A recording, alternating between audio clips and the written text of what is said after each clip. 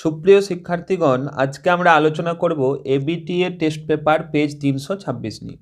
তো দেখো, প্রথম প্রশ্ন, ছোট মাসি তপনের থেকে বয়সে কত বড় ছিলেন? উত্তর হবে বছর 8। পরের প্রশ্ন, জগদীশ বাবুর সম্পত্তির পরিমাণ ছিল? উত্তর হবে গ 11 লক্ষ টাকা। পরের প্রশ্ন, এসো আমরা কুস্তি লড়ি বক্তাকে? উত্তর হবে কালিয়া। পরের প্রশ্ন, আমাদের ডান পাশে? উত্তর হবে ক ধস। পরের প্রশ্ন, অভিষেক কবিতাটি মেঘনাদ বধ কাব্যের কোন স্বর্গ থেকে নেওয়া? উত্তর হবে ক প্রথম স্বর্গ থেকে নেওয়া। পরের প্রশ্ন, কবি নজরুল ইসলামের লেখা প্রলয় উল্লাস কবিতাটি কোন কাব্যগ্রন্থ থেকে নেওয়া হয়েছে? উত্তর হবে গ অগ্নিবীণা কাব্যগ্রন্থ থেকে নেওয়া হয়েছে। পরের প্রশ্ন, তারও ছিল ফাউন্টেন পেনের নেশা কার কথা এখানে বলা হয়েছে? উত্তর হবে ক শরৎচন্দ্র চট্টোপাধ্যায়। পরের প্রশ্ন, হিমালয় যেন পৃথিবীর মানদণ্ড, এই উক্তিটি কার? উত্তর হবে কালিদাস। উত্তর হবে গ কালিদাস। পরের প্রশ্ন, স্টাইলাস কি? উত্তর হবে খ ব্রোঞ্জের শলাকা। পরের প্রশ্ন, কলমে কায়স্থ চিহ্নিত পদটি? উত্তর হবে ক করণকারক। পরের প্রশ্ন, টি টা খানাখানি এগুলিকে বলে? উত্তর হবে গ নির্দেশক। পরের প্রশ্ন, উপমেয় ও উপমানের অভেদ কল্পিত হয় যে সমাসে? উত্তর হবে গ রূপক কর্মধারয় সমাসে। পরের প্রশ্ন, কোন সমাসে পূর্বপদ বা পরপদের অর্থ নয় তৃতীয় একটি অর্থ প্রাধান্য বিস্তার করে? উত্তর হবে খ বহুব্রীহি সমাসে। পরের প্রশ্ন, মৌমাছি সমস্ত পদটির সমাসের নাম? উত্তর হবে খ মধ্যপদলোপী কর্মধারয় সমাস। পরের প্রশ্ন, ভালো আমার খাবার চিনা লাগে, এখানে বাক্য নির্মাণের কোন শর্তটি পূর্ণ হয়নি? উত্তর হবে ক আসক্তি। পরের প্রশ্ন, বুকের রক্ত ছলকে ওঠে তপনের, গঠন অনুসারে বাক্যটি হলো? উত্তর হবে ক সরল বাক্য। পরের প্রশ্ন, শাঁখ বাজে, এটি কোন বাচ্যের উদাহরণ? উত্তর হবে ঘ কর্ম কর্তৃবাচ্যের উদাহরণ। এরপর পরের প্রশ্ন দেখো, পারিল মানুষ কি তাকে রেহাই দিবে? কাকে রেহাই দেওয়ার কথা বলা হয়েছে? উত্তর হবে নদীর বিদ্রোহ গল্পে নদের চাঁদ নদীকে রেহাই দেওয়ার কথা। নদীর বিদ্রোহ গল্পে নদের চাঁদ নদীকে রেহাই দেওয়ার কথা বলেছে। পরের প্রশ্ন দেখো, তাছাড়া আমার বড় লজ্জা এই যে, লজ্জার বিষয়টি কি? উত্তর হবে লজ্জার কারণ হলো বাঙালি পুলিশ অফিসার নিমাইবাবু যিনি বক্তা অপূর্বর পিতার বন্ধু। পরের প্রশ্ন, আমার অনুরোধ বিরাগীজি কে কি অনুরোধ করেছিলেন? উত্তর হবে জগদীশ বাবু বিরাগীজিকে অনুরোধ করেন তিনি যেন তার কাছে কয়েকটা দিন থাকেন। পরের প্রশ্ন, সে আহ্লাদ খুঁজে পায় না, কোন আহ্লাদের কথা বলা হয়েছে? তপনের লেখা গল্পটি প্রকাশিত হওয়ার পর যে আহ্লাদ হওয়ার কথা সেই আহ্লাদের কথা বলা হয়েছে।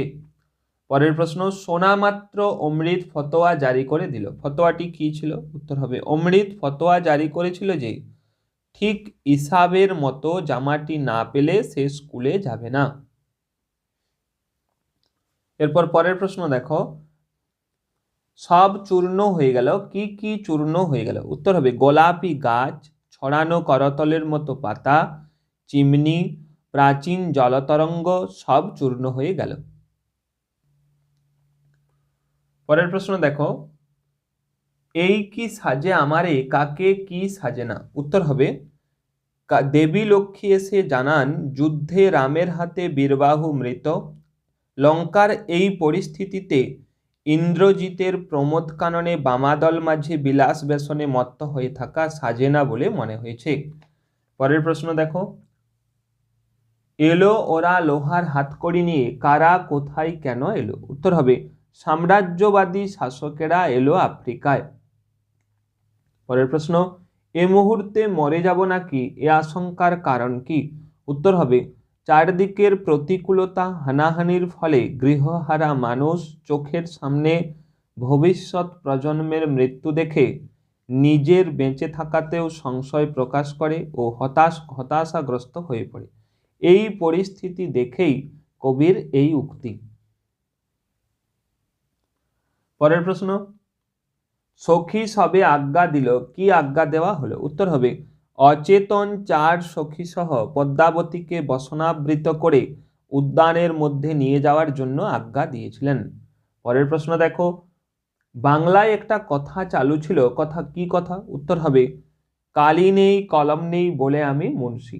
পরের প্রশ্ন, আমি যদি হতাম স্বয়ং জুলিয়াস সিজার তাহলে কি ঘটতো? উত্তর হবে লেখক শ্রীপান্থ কল্পনা করেছেন তিনি জুলিয়াস সিজার হলে শ্রেষ্ঠ কারিগররা তার হাতে বড়জোর একটা স্টাইলাস নামের ব্রোঞ্জের শলাকা তুলে দিত। পরের প্রশ্ন, পরিভাষার উদ্দেশ্য কি? উত্তর হবে পরিভাষার উদ্দেশ্য হলো ভাষার সংক্ষেপ এবং অর্থ সুনির্দিষ্ট করা। পরের প্রশ্ন দেখো, বাংলা বৈজ্ঞানিক প্রবন্ধাদিতে আর একটা দোষ প্রায় নজরে পড়ে, কোন দোষ? উত্তর হবে দোষটি সম্পর্কে তিনি একটা প্রবাদ বলেছেন, অল্পবিদ্যা ভয়ঙ্করী। কিছুদিন আগে একটি পত্রিকায়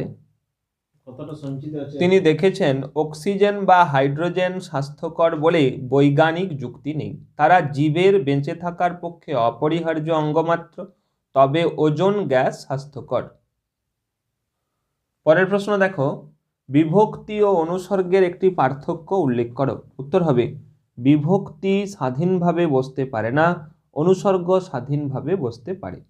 পরের প্রশ্ন, তির্যক বিভক্তি কাকে বলে?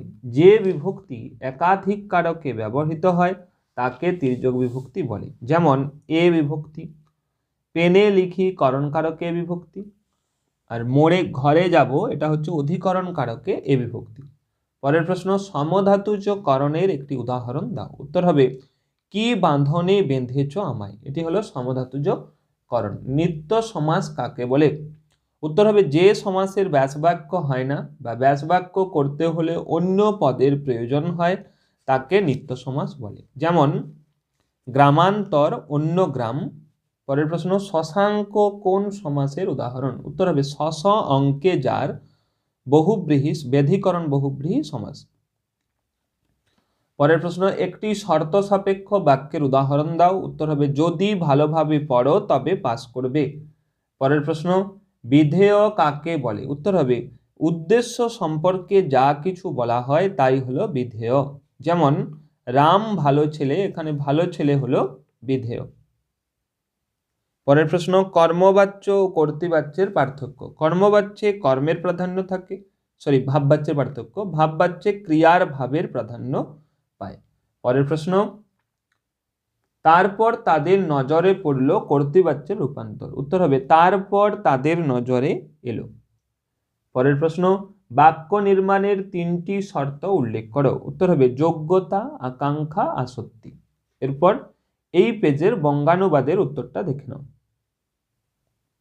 দেখো এই পেজে মোট বঙ্গানুবাদের মোট 4টে লাইন রয়েছে। 4টে লাইনের মধ্যে প্রথম লাইনের উত্তর হলো ঘর হলো প্রথম বিদ্যালয় যেখানে শিশু তার প্রাথমিক শিক্ষা লাভ করে। পরের প্রশ্ন পরের উত্তর লাইনের উত্তর দেখো, ঘরেই সে দেখে শোনে ও শিখতে আরম্ভ করে। 3 নম্বর লাইনের উত্তর, ঘরের পরিবেশ ভালো হলে সৎ ও স্বাস্থ্যবান মানুষ তৈরি হয়। শেষ লাইনের উত্তর, ঘরের কুপ্রভাব একটি শিশুকে নষ্ট করে। তাহলে এই হচ্ছে এই পেজের ব্যাকরণ, এমসিকিউ, এসএকিউ এবং বঙ্গানুবাদের উত্তর। এইভাবে পরবর্তী পেজের উত্তরগুলো পাওয়ার জন্য তোমরা চ্যানেলে নতুন হয়ে থাকলে চ্যানেলটি অবশ্যই সাবস্ক্রাইব করে রাখো।